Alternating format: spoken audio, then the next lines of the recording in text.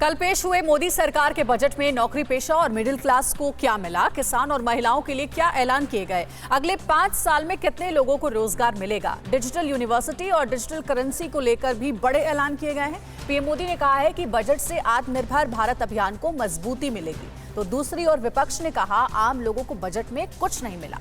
आम बजट में किसको क्या मिला, इसके लिए देखते हैं टॉप 9 बूस्टर बजट। वित्त वर्ष 2022-23 के लिए पेश किए गए आम बजट में टैक्स पेयर्स को कोई राहत नहीं दी गई। वित्त मंत्री निर्मला सीतारमण ने टैक्स दरों में कोई बदलाव नहीं किया, न ही कोई टैक्स स्लैब बदला। हालांकि सरकारी कर्मचारी के एनपीएस पर टैक्स छूट का दायरा बढ़ाया गया है। इस बार 39,45,000 करोड़ का बजट पेश किया गया, जो पिछले साल से 4.5% ज्यादा है। बजट में इंफ्रास्ट्रक्चर और इकोनॉमिक ग्रोथ पर फोकस किया गया। टैक्स दरों में कोई बदलाव नहीं करने पर वित्त मंत्री निर्मला सीतारमण ने सफाई देते हुए कहा कि पिछले 2 साल से टैक्स का कोई बोझ नहीं बढ़ाया गया है। ये सबसे बड़ी राहत की बात है। ये बजट आम लोगों का बजट है। दूसरी तरफ बजट में कॉर्पोरेट टैक्स की दर 18% से घटाकर 15% कर दी गई। वहीं सरचार्ज को भी 12% से घटाकर 7% करने का प्रस्ताव है। बजट में कई चीजों पर कस्टम ड्यूटी घटाई गई है, जिससे कपड़ा, चमड़ा और खेती के सामान सस्ते होंगे। इसके अलावा भारत में बने मोबाइल फोन, इसके चार्जर, जेम्स और ज्वेलरी पर कस्टम ड्यूटी घटाकर 5% कर दी गई है। कट और पॉलिश्ड डायमंड भी सस्ते होंगे, जबकि कैपिटल गुड्स पर आयात शुल्क में छूट को खत्म कर दिया गया है। अब इस पर 7.5% आयात शुल्क लगेगा, जिससे आर्टिफिशियल ज्वेलरी महंगी और विदेशी छाता महंगा होगा। बजट में आत्मनिर्भर भारत के लक्ष्य को हासिल करने के लिए अगले 5 साल में 60 लाख नए रोजगार का लक्ष्य रखा गया है, जबकि 30 लाख करोड़ के अतिरिक्त उत्पादन की क्षमता रखी गई है। वहीं कोरोना की मार झेल रहे छोटे और मध्यम वर्ग के व्यापारियों को राहत देने के लिए सरकार ने कर्ज गारंटी योजना मार्च 2023 तक बढ़ा दी है। एमएसएमईज को करीब 6,000 करोड़ रुपए की आर्थिक सहायता दी जाएगी। इससे 2 लाख करोड़ रुपए का अतिरिक्त लोन मिल सकेगा।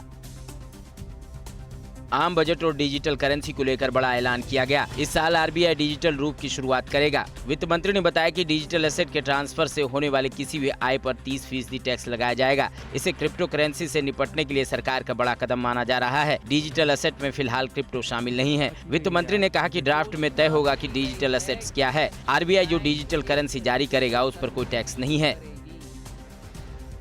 देश में डिजिटल बैंकिंग को बढ़ावा देने के लिए बजट में खास ऐलान किया गया। डिजिटल लेन देन में इजाफे को देखते हुए देश के 75 जिलों में 75 डिजिटल बैंकिंग यूनिट्स की शुरुआत होगी। इसके अलावा कोरोना के दौरान स्कूल कॉलेज में पढ़ाई लिखाई पर पड़े असर को देखते हुए ऑनलाइन यूनिवर्सिटी बनाए जाने का ऐलान किया गया। इसके अलावा छात्रों के लिए 200 पीएमई एजुकेशन चैनल चलेंगे।